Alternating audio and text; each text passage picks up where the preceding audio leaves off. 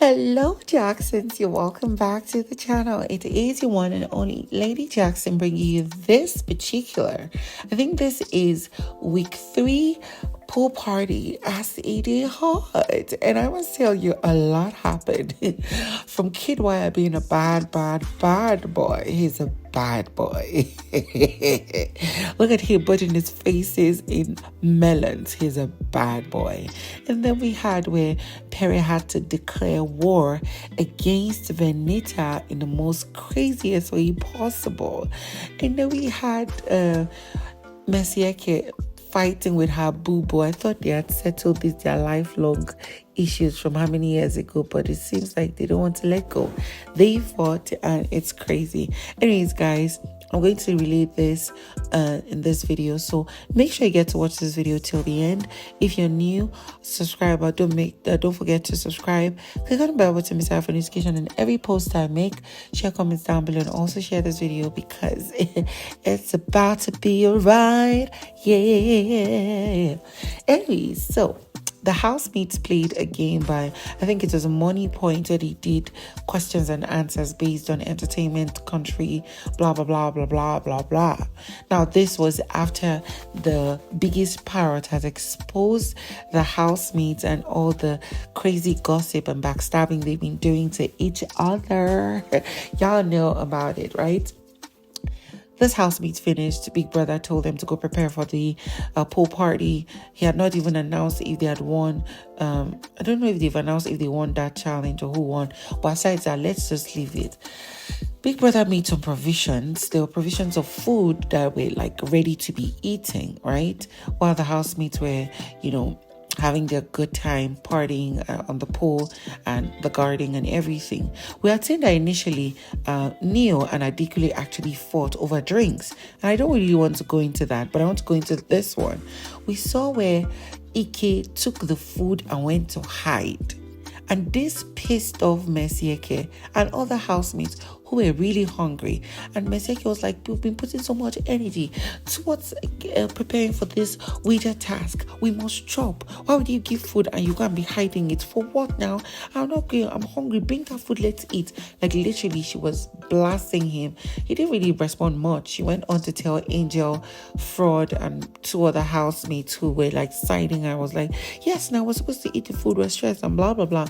I'm like, food. This same food that Messieke and Ike had discussed about in the head of house lounge, and talked about how he wants to be very careful about the food and instigate trouble. I felt that if anybody was going to have issues with it, it's not going to be Messieke, and she was going to find ways to get food from him. But it seems like she just doesn't know how to manage a man like this who is chaotic. Baby girl, you use wisdom to follow men like this, or else you will lose in the battle. And even though he told you his strategies, you're supposed to know how to bypass it. You'll now lose in totality. Anyways, let's leave that and go to the case of Pere and Venita. Now, just a recap. Y'all remember the last night during the early morning, the housemates went chaotic. I mean, so chaotic that they could not even rehearse for their wager task, which is late, going to be later today. Is it up to 12 a.m.? Yes, it is. So it's a new day. They were so chaotic, and within that multiple fights that happened, there was a fight between Angel and CeeC. There was a fight between Pere and I think Adekunle. There was a fight between Kidwaya and Adekunle, but the most pronounced of all was the one between Pere and Venita. Now, just a quick recap. Venita she was supposed to be dressing the cast. That was her job, while CeeC and Pere were to direct the production and everything. And then here they were, Pere was asking Venita in a calm voice, bring the red cap, let us put it on Kidwaya, whose own scene was to be practiced or rehearsed at that moment. And she was like, please mind your business, don't worry about it, let him do it like that. And it got him pissed that he was shouting at her, bring that cap and put on him now. Venita, bring. You know how this guy can be like a controlling freak, like very authoritative actually, that even me, I was like, calm down. He just got to that. You cannot talk to grown-ups like that and they would listen. You're just causing more, you're just going to make it cause more troubles and more problems. But no, he kept doing that. And Venita was like holding her butt cheeks and was like, kiss it. And then he told her that, your father, make your father go kiss her. And that's where it all went berserk. She went upstairs and blew open Pere's Nash to Ike, the head of house. She said a lot of things, how he was more than his age, over 40, he was about 50, how he was sent out of the military, how his life is frustrated, his movie, he could not even pay some people, and how young and old women will use him and dump him and everything. And now, while the pool party was happening, we saw that there was Frodd, Kidwaya, and then Pere having a discussion. And, they were asking, like, what is this issue between you and Venita herself? Now, Kidwaya, in this instigative format, said he had noticed how the first had one issue initially and the way she's been acting towards him. He thought that Pere and Venita are close. I'm like, you're not supposed to mention this. Just let it go. The question you're asking is why it is like this. You're not supposed to go and beat back on any issue, but of course we like the drama that comes from that. So Pere responded. I was like, do you know how much I've spent on my movie that is coming up, that is going to be released early next year? Can you imagine how much I spent on this girl? I spent over 2 million naira. I don't spend on this babe, but no problem. Anyways, I'm going to remove her name from the credits, from everything. The only thing she's taking out of that movie is the fact that she was paid.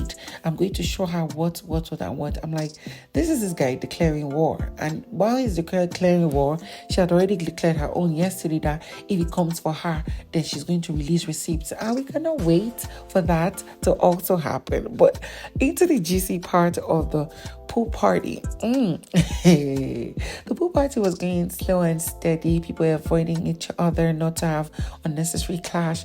We saw how Tolani was clinging to Neo, especially if Ilebaye comes close to dance with him, she would cling on to him. He would try to run away.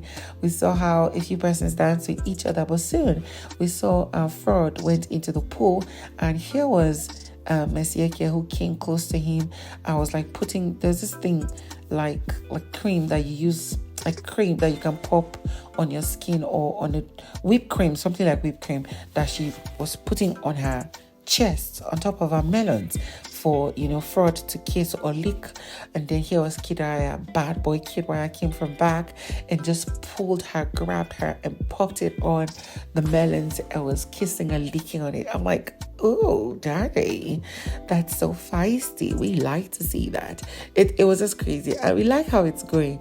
But what we're waiting for is a second round of drama that might happen tonight, because it's about to go down. So of course, if you're new to my channel, don't forget that I'm going to bring you more updates. So watch this video and stick around. I'll see you in the next one.